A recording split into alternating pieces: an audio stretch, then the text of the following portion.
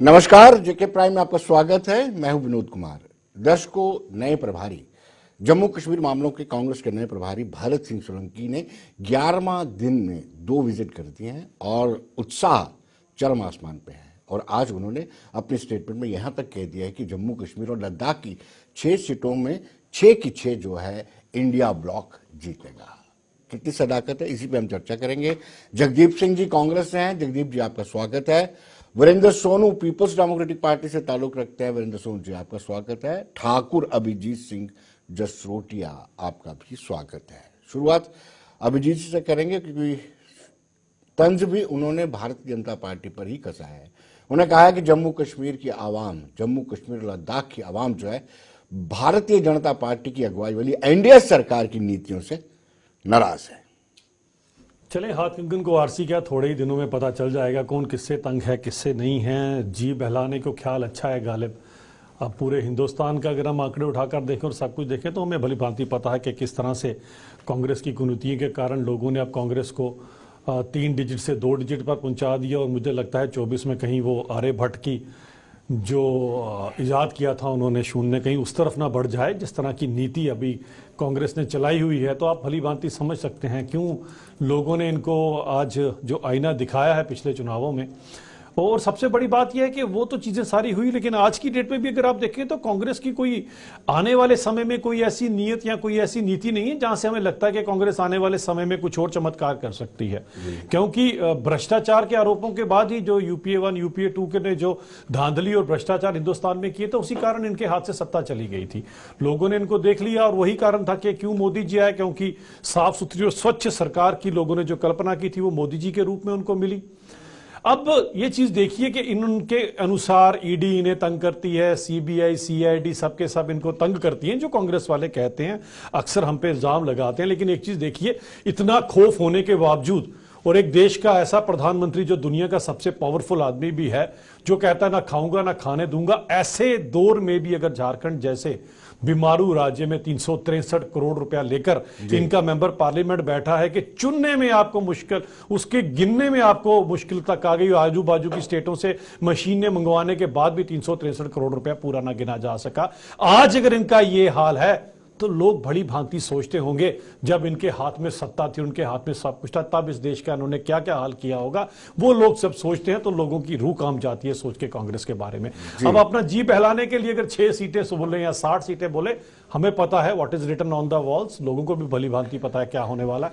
आपका खैर पार्टी है, आप जो मर्जी बात करें, लेकिन सच्चाई वही है जो आने वाले टाइम में आपके सामने। सोनू जी, सवाल ये उठता है कि इंडिया ब्लॉक को लेकर के जम्मू कश्मीर में अभी भी संशय बना हुआ है। उमर अब्दुल्ला कभी कुछ बोलते हैं तो उससे साफ जाहिर होता है कि इंडिया अलायंस या इंडिया ब्लॉक जो है जम्मू कश्मीर में सक्रिय नहीं है। देखिए विनोद जी, ऐसे है कि जहां तक इंडिया अलायंस का तल्लुक है तो अभी तक तो नेशनल कॉन्फ्रेंस भी इंडिया अलायंस की मेंबर है, तो हम भी इंडिया अलायंस में हैं। तो हमें तो कहीं नजर नहीं आता है कि हमारी कोई आपस में कोई ऐसी बात है। हाँ, एक बात आपने कही कि मैं कहता हूं कि democracy mean battle of ideas. ठीक है, हर एक पार्टी की अपनी अपनी राय है, अपना अपना, लेकिन हम एक बड़े स्टैंड के लिए इकट्ठे, एक बड़े काज के लिए इकट्ठे हैं। तो बाकी इसका फैसला जो इंडिया की मीटिंग में आजकल में होने वाला है हो जाएगा। मुझे नहीं लगता है कि ऐसी इस तरह की कोई प्रॉब्लम है, क्योंकि मैं कहना चाहता हूं, मांगना हर एक पोलिटिकल पार्टी का हक है। मांगने को हम भी कह सकते हैं हमें 6 सीटों पर लड़ना है, कांग्रेस भी कह सकती है 6 पे लड़ना है, नेशनल कॉन्फ्रेंस भी कह सकती है, लेकिन फैसला तो लीडरशिप ने इकट्ठे होकर करना है। बहुत जल्द वो फैसला आपके सामने आ जाएगा। लेकिन एक बात जो है कि ठीक है, जब चुनाव में जाते हैं, जैसे भारतीय जनता पार्टी कहती है हम 400 के पार जाएंगे, कहा ना तो चैनल में काफी दफा।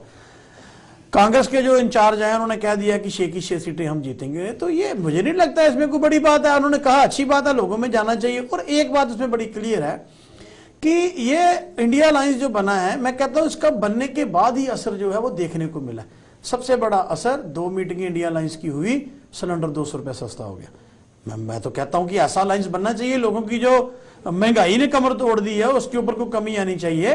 तो इस तरह से मैं समझता हूं कि अलायंस बिल्कुल मजबूत है, कोई ऐसी बात नहीं, क्योंकि इस अलायंस में एक बिगर काज के लिए हम इकट्ठे हैं। जो आप जानते हैं, हम संविधान और देश को बचाने की बात करते हैं। बाकी ठीक है, लीडर कहेंगे, जैसे बीजेपी ने कहा, जैसे उन्होंने कहा, हम भी कहते हैं। जो तो फैसला लोगों ने करना है, जब लोगों के पास जाएंगे तो फैसला हो जाएगा। तो लेकिन कुछ चीजें जरूर हैं जो हमें भी सामने नजर आ रही हैं। लोग इस शासन से तंग हैं, कोई रिश्वतखोरी की बात करता है, कोई भ्रष्टाचार की बात करता है।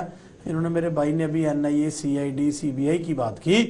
तो मैं समझता हूँ कि ऐसे बहुत सारे मसले थे जहां पर NIA, CID और CBI ने नहीं वो काम किया कि जो होना चाहिए था। बहुत सारी ऐसी उदाहरणें हैं जैसे कि आप सब लोग जानते हैं, लेकिन हम फिर भी कहते हैं कि संविधान और देश बचना चाहिए। ये देश है, संविधान है, हम सब हैं, सब पॉलिटिकल पार्टी हैं।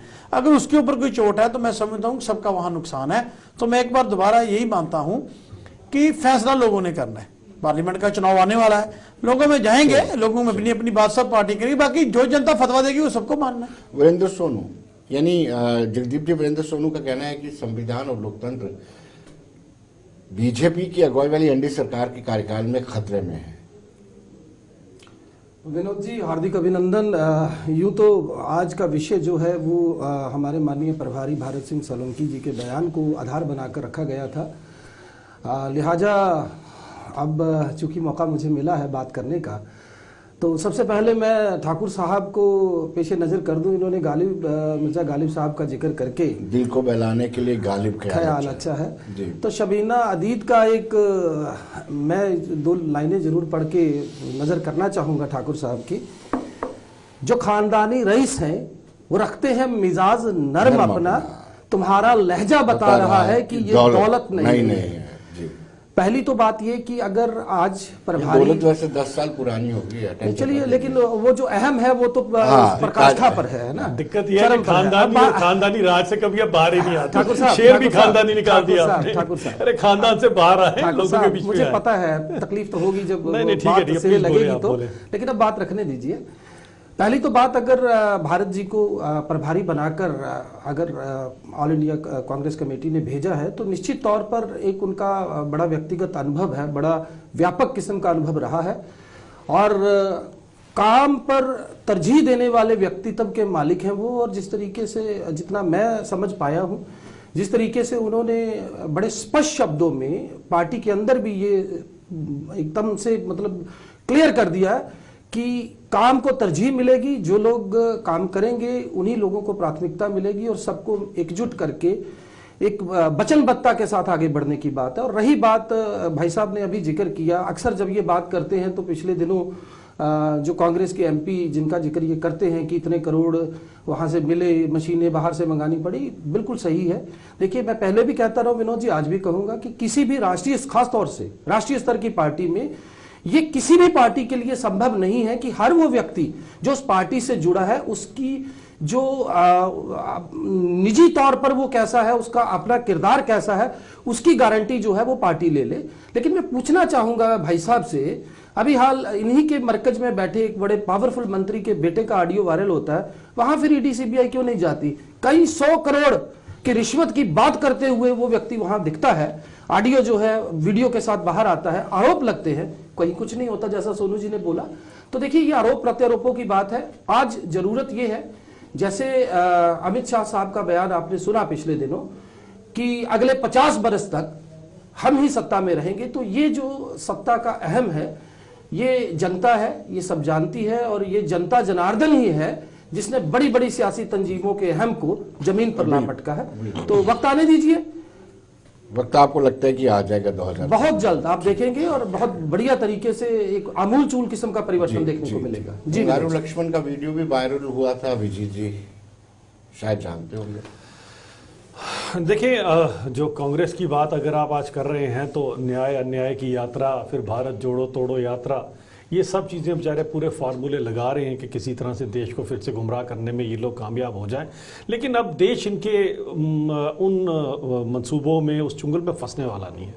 अब्राहम लिंकन ने कहा था, you can fool some people for some time, most of the people for most of the, but you can not fool all the people all the time. और लोगों ने इनको बता दिया कि आप वैसा कर नहीं पाओगे। देखिए, पहले जोड़ो तोड़ो यात्रा शुरू की, यहाँ पर आए और फिर अपनी दिव्य दृष्टि की बात राहुल गांधी ने टेररिस्टों को देखकर कह दी एक बयान। अब न्याय अन्याय की बात करना शुरू हो गए, एक और नया उन्होंने शुरू कर दिया है अपना यात्रा। ठीक है, करें, लेकिन कम से कम पहले न्याय तो दिलवाएं जी। इस देश को जो अन्याय कांग्रेस ने किया था उसके बारे में कभी बात नहीं करते हैं। वो अन्याय जो देश को जोड़ो तोड़ो करके 2 देशों में बांट कर रख दिया, हिंदुस्तान और पाकिस्तान का विभाजन करवाने वाले, वो जो कट कट कर ट्रेनें आया करती थी पाकिस्तान से यहाँ पर, उनके लोग बेचारे अभी तक आपके न्याय की तवक्को रख रहे हैं, अभी तक सोच रहे हैं हमें वो न्याय क्यों नहीं मिला। वो जो मंगला डैम के चेक बने यहाँ के लोगों के, जिनकी छाती पर मूंग दलते हुए वहाँ पर डैम बना था, मंगला डैम, और उनके चेक बने थे, और इंदिरा गांधी जी ने जो मुबारक तो दी थी भुट्टो को, लेकिन वो चेक नहीं मांगे। वो न्याय भी अभी तक लोग आपसे ढूंढ रहे हैं। न्याय तो अभी भी ईडी भी पूछ रही है कि जो आपके पार्टी के प्रेसिडेंट और युवराज के पास जो नेशनल हर्ड का पैसा, उसका भी न्याय करें, वापस को लोगों को लौटा दें, वो भी नहीं किया। एक और अन्याय जो सबसे बड़ा, और मैं आज आपके चैनल पे पहली बार ये चीज करने वाला हूं, एक और बहुत बड़ा अन्याय हुआ इस देश की हिस्ट्री के अंदर, अगर आप जाएंगे, जब बांग्लादेश को जब पाकिस्तान से अलग किया गया था और हमारे शूरवीर सैनिकों ने ये काम कर कर दिखाया था, और मुझे लगता है एक हिस्ट्री बनी थी और एक वर्ल्ड रिकॉर्ड बना था कि एकदम इतनी बड़ी आर्मी को, लाखों की आर्मी को उन्होंने सरेंडर करवा दिया। आपको पता उस समय भी न्याय किया जा सकता था, न्याय किया जा सकता था अगर उस समय की सरकारें उस बांग्लादेश को एक अलग देश ना रहकर वापस अपने इस देश के अंदर मिलाती, तो मैं समझता ये न्याय करते इस देश के लोगों के साथ। लेकिन ये अन्याय में ये हमेशा यकीन करते रहे।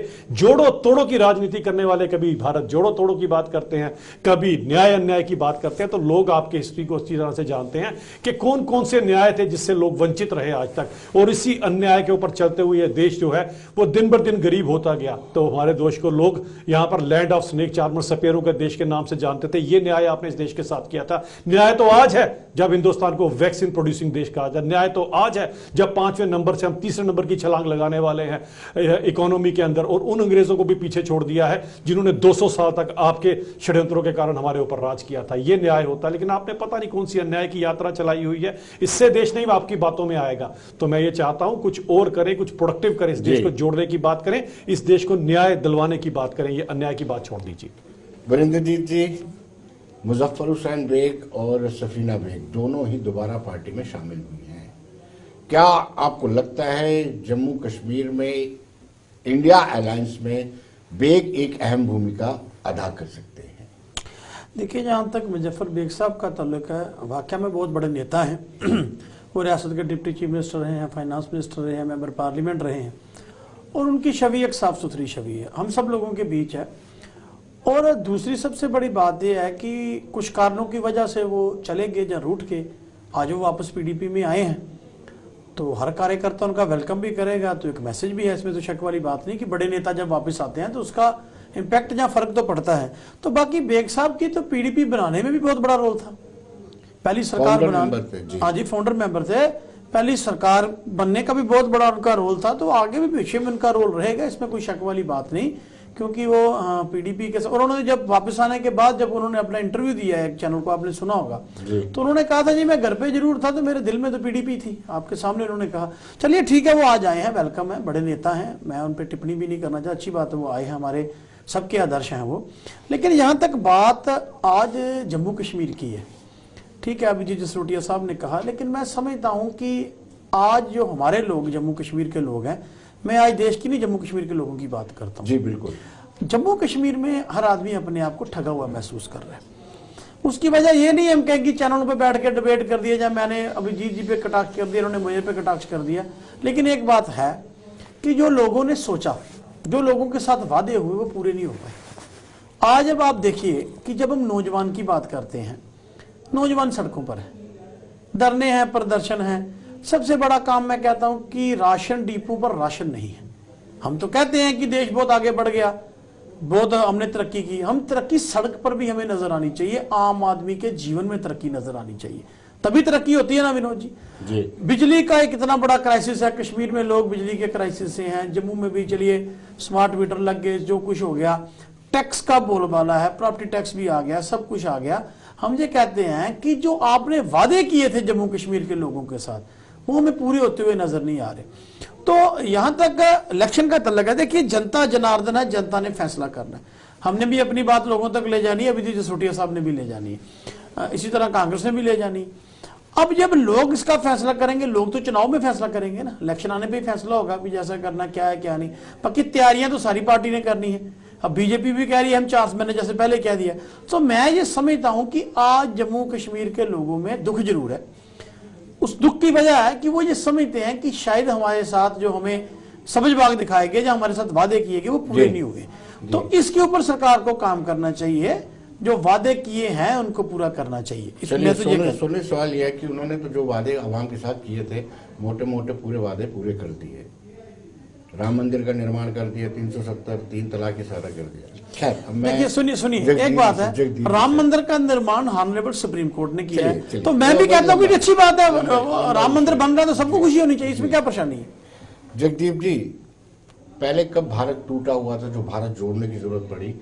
न्याय क्यों नहीं मिल रहा है? अब क्यों न्याय यात्रा करनी पड़ी? लोग ये जानना चाहते हैं।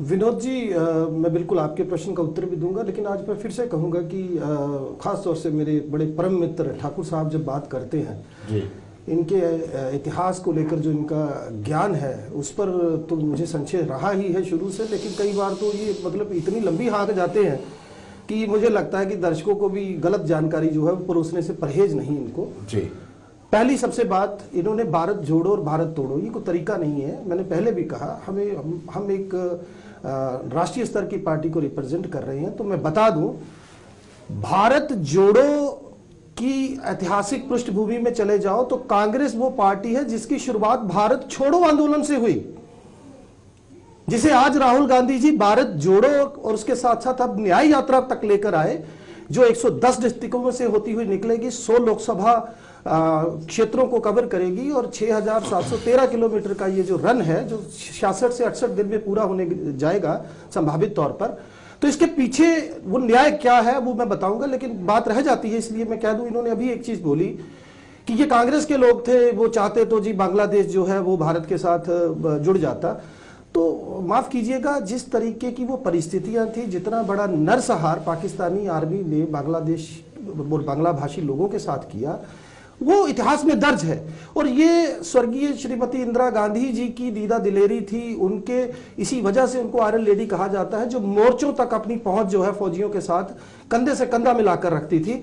और अभी अगर आप देखें नरवणे साहब की किताब, जिसमें उन्होंने बड़े स्पष्ट शब्दों में कहा है कि जब परिस्थितियां भारत और चीन के बीच ऐसी बन गई तो राजनाथ सिंह जो रक्षा मंत्री थे उस वक्त, जब उनको फोन किया तो उनका जवाब था, आप देख लो अपने हिसाब से। यद्यपि ये एक बड़ी चिरपरिचित तरीके की बात है, स्थापित तथ्य है कि जब कभी कोई बड़े लोकतांत्रिक देश में ऐसी परिस्थिति बनती है तो तमाम तरह के मंत्रालयों के लोग, चाहे वो वित्त मंत्री हैं, रक्षा मंत्री हैं, इवन प्रधानमंत्री हैं, सबको एकजुट होकर एक मत होकर उसके ऊपर बात करनी पड़ती है। मैं नहीं कह रहा, नरवणे साहब का ये बयान है, जिस किताब को मार्केट में भी आना मुझे लग रहा है दूभर दिखाई दे रहा है। एनी हाउ, मैं मुझे बात रखने दीजिए। तो ये कहना कि जी कांग्रेस की इसमें भूमिका थी, तो माफ कीजिएगा, मैं ये पूछना चाहता हूं, वो आरएसएस जिसने कई दशकों तक भारत का जो झंडा है वो कहीं उसको रिप्रेजेंट नहीं किया, और आरोप इन पर कैसे लगते रहे, इसमें सावरकर जी की भूमिका पर भी सवाल उठते हैं। तो अपना गिरेबान पहला देख लें। और दूसरी बात जो अब आपने की, मैं उसका जवाब आपको दे दूं। भारत जो जोड़ो न्याय यात्रा है, देखिए मणिपुर से शुरुआत हुई है, इसे समझना पड़ेगा। वही मणिपुर जहां पर सैकड़ों निर्दोष लोगों की जान चली गई, वही मणिपुर जहां पर हमारी बहनों के साथ कितना बड़ा अघोर किस्म का अन्याय हुआ, नग्न परेडें तक हुई, और हमारे माननीय प्रधानमंत्री नरेंद्र मोदी जी के मुखारबिन से करीब करीब पहले 80 दिन एक शब्द नहीं निकला। उस मणिपुर से न्याय यात्रा की शुरुआत है।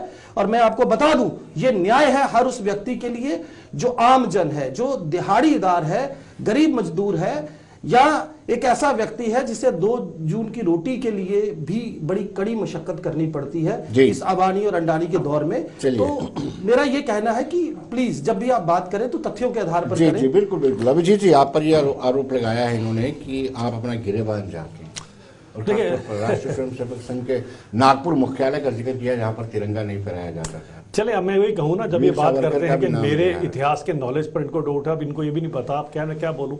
जिस यूनिवर्सिटी से कांग्रेस के प्रवक्ता पढ़ाए जाते हैं, उस कांग्रेस की यूनिवर्सिटी को मैं अच्छी तरह से जानता हूँ। उसकी ज्ञान की गंगा कहाँ से बहती है, इटली से कहाँ से आती है ज्ञान की गंगा, मुझे अच्छी तरह से पता है। इनको ये पता होना चाहिए देश एक संविधान से चलता है और संविधान के अंदर फ्लैग रूल्स है। फ्लैग रूल्स के अकॉर्डिंग उस समय जो फ्लैग रूल्स थे, अदर देन गवर्नमेंट बिल्डिंग, आप कहीं और पर ये हिंदुस्तान का तिरंगा नहीं लगा सकते थे। अब इनको ये बेचारों को क्या पता कि आरएसएस का जो है मुख्यालय वो किसी गवर्नमेंट सरकारी इदारा नहीं था। तो इनको इस चीज का पता होना चाहिए। न्याय अन्याय की बात करते हैं, जिस पार्टी का इतिहास ही अन्याय से शुरू हुआ, आपको बताता हूं कितना बड़ा अन्याय, और अन्याय नहीं, मैं उसे घोर अन्याय बोलता हूं जो न्याय किया गया। जो आजादी से पहले CWC की जो कमेटी थी, 13 मेंबरी कमेटी थी, जिसमें से 12 वोट जो है वो सरदार वल्लभ भाई पटेल को गए थे, और केवल एकमात्र वोट से आपके नेहरू जी इस देश के, उसके बाद प्रधानमंत्री बन गए, क्योंकि तय था जो कांग्रेस वर्किंग कमेटी का प्रेसिडेंट बनेगा वही इस देश का पहला प्रधानमंत्री बनेगा। इतना बड़ा घोर अन्याय किया गया क्योंकि उसमें पता था 12 वोट जो जा रही थी। ये आपकी न्याय अन्याय की प्रणाली है, हम समझ सकते हैं। अब आपने कहा जिस किताब का आप जिक्र कर रहे हो जिसमें कहा गया, उन्होंने कहा ऑफिसर को आप देख लीजिए जनाब, किसी डॉक्टर के ऊपर बात आती है तो डॉक्टर को कहा जाता है doctor is an expert in that. जब फौज की बात आती है फौज के ऊपर छोड़ी जाती है बात, बताएं क्या करना है। ये वो टाइम थोड़ी ना चला गया, ये वो टाइम चला गया कि आपके यहां पर आके हमारे सैनिकों के शीश भी काट कर पाकिस्तान ले जाते, थोड़ा फौजियों के हाथ पीछे बांट दिया करते थे। ये वो टाइम चला गया 26/11 वाला कि आकर आपके देश के अंदर ही आपके लोगों को मार दिया गया, आपने पाकिस्तान को कुछ नहीं किया, वो समय चला गया। आज फौजों को पूरी छूट है, अगर आपके साथ कुछ भी कहीं पर होता तो उसका मुंह तोड़ जवाब दीजिए। हम कौन होते हैं बताने वाले किसी को कुछ भी? जो फौज निर्णय लेती है देश के, रक्षा मंत्री का ये है कि रक्षा मंत्री अपनी की बात को रखा, रक्षा मंत्री उनकी सलाह मशवरा करके उनकी बात सुनकर बात करेगा। ये थोड़ी ना अपनी चीज उन पर थोप देगा। हम कोई यहां पर आपकी तरह जो शेर आपने बोला था परिवारवाद नहीं चला रहे हैं, वंशवाद नहीं चला रहे हैं। ये डेमोक्रेसी है, डेमोक्रेसी के अंदर जिसका जो काम है अपना काम जिसे अच्छी तरह से पता उसकी बात पूरी सुनी जाएगी, उसमें मैं अपनी राय उसमें दे सकता हूं कि ये मेरी भी राय रहेगी। लेकिन इसके ऊपर आके डिक्टेटरशिप वो आप किया करते थे, हम नहीं करते, तभी देश स्मूथली चल रहा है। तभी आज 13 करोड़ लोग जो हैं वो गरीबी रेखा से उठकर ऊपर आ गए, तभी आज एम्स IIT इतने बन रहे हैं, तभी वंदे भारत इतनी ट्रेनें बन चुकी जो आप सपने पे भी लेकर आ सकते थे। तभी आज देश देखिए, देश के प्रधानमंत्री, किसी देश का अगर प्रधानमंत्री आता तो उसके पांव में आके माथा टेक देता है। ये है देश का जो हमने मान बढ़ाया। आपकी तरह सपेरों का देश थोड़ी ना है, अब ये देश बदल चुका है। तो इसलिए आप अपने उनसे अन्याय और जोड़ तोड़ से बाहर निकल जाइए। आप वीरेंद्र सोनू जी, क्या आपको लगता है कि वाकई में जम्मू कश्मीर में इंडिया ब्लॉक यूनाइट होकर के काम करेगा और भारतीय जनता पार्टी की जो 3 सीटें लास्ट टाइम जीती थी वो उनसे छीन लेंगे वापस, या उनको पास किया जाएगा? देखिए ऐसे है कि इंडिया अलायंस मैंने पहले भी कहा बड़े काज के लिए, उम्मीद क्या हमें पूरी यकीन है कि जिस तरह से बड़े काज के लिए गुप्कार अलायंस भी बना था, वो कैसे? तो वो तो आज भी है, ताश के पत्तों की तरह बिखर गया हुआ। नहीं, हमें तो नजर नहीं आया। सुनिए मैं कह रहा हूँ एक करके सब बाहर निकल, मैं कह रहा हूँ कौन निकला है? जो अपॉर्चुनिस्ट था वही निकला है ना। मुझे बताइए, नेशनल कॉन्फ्रेंस आज भी PhD का हिस्सा है, PDP आज भी PhD का हिस्सा है। अब जो पार्टियां थी इनकी वो भेजे गए थे डेपुटेशन में, वापस चलेगी, तो उनसे हम क्या कर सकते हैं? और दूसरी बात इसमें बड़ी क्लियर करना चाहता हूं कि इंडिया अलायंस पूरे देश में बना है पार्लियामेंट के लिए, वो आप सबके सामने, और उसकी मीटिंगें भी चल रही हैं। देखिए अब ये लोग, यही तो एक बात है ना कि वहां हर एक की बात सुनी जा रही है। यहां पर तो भारतीय जनता पार्टी में तो एक ही फैसला है ना, जो माननीय प्रधानमंत्री साहब या माननीय होम मिनिस्टर साहब जो कर देंगे वो सबको मानना है, किसी दूसरे की बात ही नहीं। आज तो अच्छी बात है रक्षा मंत्री का नाम आया, मैंने तो 5 साल उनका नाम ही नहीं सुना कहीं। आधे लोग तो भूल ही गए हैं कि डिफेंस मिनिस्टर भी कोई है। भाई मैं ये कहना चाहता हूं कि ये अगर इंडिया अलायंस में हम लोग इकट्ठे हैं, मुझे ये समझ नहीं आती है कि इसकी चिंता हमें होनी चाहिए, लेकिन इसकी चिंता बाकी लोग करते हैं, चलो अच्छी बात है वो भी। लेकिन एक इसमें क्लियर बात है, मैं इसमें बड़ी क्लियर बात इसमें कहना चाहता हूं कि डेमोक्रेटिक सेटअप में जैसे एनडीए बना है ऐसे इंडिया बना है, जैसे इनके साथ 28 पार्टियां हैं, इधर भी उतनी पार्टियां हैं। लोगों के बीच जाएंगे, लोगों को फैसला तो कर लेने दीजिए, हम खुद ही फैसला तो नहीं ना कर सकते। लोगों के बीच जाएंगे, लोग वोट डालेंगे, बदलाव के लिए डालते हैं, इनके हक में डालते हैं, तो अच्छी बात है, अपनी अपनी बात सारे यहाँ करेंगे। लेकिन मैं फिर कहता हूँ जनता जनार्दन है, उसका फैसला सर माथे पे। जी जगदीप जी आपका रिप्लाई देना चाहते हैं। जगदीप जी। विनोद जी, दिक्कत यह है कि कार्यक्रम 25 से 30 मिनट का बामुश्किल होता है, तो ठाकुर साहब जब बात करते हैं तो इतने सारे मुद्दों को बीच ले आते हैं कि इन्हीं के प्रति उत्तर में समय निकल जाता है। बट अब जरूरी है, इन्होंने फिर से बात की, पटेल साहब का जिक्र किया, तो मैं बता दूं कि पटेल साहब की RSS के प्रति क्या सोच थी वो बाखूबी इतिहास में दर्ज है। और दूसरी बात, नेहरू जी को जहां तक इस देश का पहला प्रथम प्रधानमंत्री बनाने की बात है, ये वोटिंग की बात कर रहे हैं, इतिहास को थोड़ा सा और बारीकी से खंगालिए। गांधी जी, पटेल साहब, नेहरू जी, हमारे अगर इन सबका अगर हम थारोली देखेंगे पॉइंट ऑफ व्यू क्या था, तो नेहरू जी को प्राथमिकता देने के पीछे का कारण सिर्फ एक था कि इंटरनेशनल लेवल पर जो उनकी पकड़ थी या ग्लोबल किस्म की जो उनका एक लीडरशिप का स्टांस था, वो एक अहम तरीन कारण माना गया। अन्यथा पटेल साहब को भी, देखिए इशारा हो गया, मुझे पता है समय नहीं है, तो पटेल साहब को भी मतलब मैं सलाम करता हूं कि उनकी क़यादत में किस तरीके से इस मुल्क ने जो है, मुझे 1 मिनट तो दीजिए कम से कम, किस तरीके से उन्होंने इस देश का एकीकरण किया। दूसरी बात, इन्होंने फिर से देखिए घुमा फिराकर बात वहीं आ जाती है। मैं एक सवाल आज पूछता हूं, सारी बातें छोड़ दीजिए, भाई साहब ठाकुर साहब से पूछना चाहूंगा, और मैं सोनू जी को भी कहूंगा कि PDP ने भी इस पर बात नहीं की। जम्मू कश्मीर की हम बात करते हैं, आखिरी गवर्नर सत्यपाल मलिक साहब ने जब इस प्रदेश की विधानसभा भंग की, तो जो कानून जम्मू कश्मीर का था उसमें गवर्नर को ये अख्तियार ही नहीं था कि वो विधानसभा को भंग करे, और विधानसभा अगर भंग हो तो 356 आर्टिकल जो है वो लागू नहीं होता। मैं सिर्फ इनसे ये पूछना चाहता हूं कि इतनी बड़ी यादती, जो इतना बड़ा घोर अन्याय जम्मू कश्मीर के लोगों के साथ मरकज में बैठी भाजपा सरकार ने किया, ठाकुर साहब इसका उत्तर दे दे, बाकी बातें हम बाद में आप पार्टी की लाइन टो कर रहे हैं या मैं बिल्कुल, ये एक बड़ा घोर किस्म का न्याय है। मैं जवाब मांग रहा हूं इनसे, देखिए, बताएं, सबसे बड़ी बस इसी बात के है- ऊपर जवाब लीजिएगा। बिल्कुल इसी के ऊपर ठाकुर मैं आपको साहब, जवाब दे इसी रहा के हूं। ऊपर रहिएगा, इस प्लीज। देश का उच्चतम सर्वोच्चतम न्यायालय जो है, जिसकी खैर आप कितने ही बात मानते हैं वो हमें बड़े अच्छे से पता है शाहबानो के केस में, लेकिन जब उसने फैसला नहीं, कर फिर दिया बिल्किस उसके बानो की भी बात ऊपर- आएगी उसके जनाब। ऊपर जब बात हो गई तो मुझे लगता है उसके ऊपर हम कौन होते हैं, बड़े बड़े जजों ने फैसला दिया, उन्होंने बता No, no, दिया क्या no, न्याय no, था, no, क्या sorry न्याय to था। interrupt, sorry लेकिन to जो मैं interrupt। सोनू जी का जवाब देना ठाकुर चाहता हूं। साहब, सोनू एक मिनट, जवाब दे please, दिया आपका। इसी से पूरा न्यायालय कीजिए। जवाब दे चुका है, नहीं, मैं नहीं, उस पे क्या जवाब दूंगा? जनाब, अब बात कानून आती में है सोनू नहीं जी है। की। सोनू जी ने जो बात की, Governor is not supposed India to। Alliance, अरे जनाब वो इतने बड़े नहीं, बुद्धिजीवी लेकिन- लोग बैठे हैं, आप कहां और मैं कहां सुप्रीम पर? अरे जनाब, कोर्ट की सुप्रीम संवैधानिक कोर्ट ने ये कॉन्स्टिट्यूशनल पीठ ने mister Kapil Sibal had put पीठ ने forth किया, this in the हाँ, सुप्रीम कोर्ट। लेकिन मुझे लगता है कि सबसे जरूरी है सोनू जी का जवाब। सोनू जी ने कमाल बात है। की, अलायंस की बात की, इंडिया अलायंस की बात की, हम नया अलायंस बना रहे हैं, खैर सोच रहे कुछ ना कुछ बेचारे।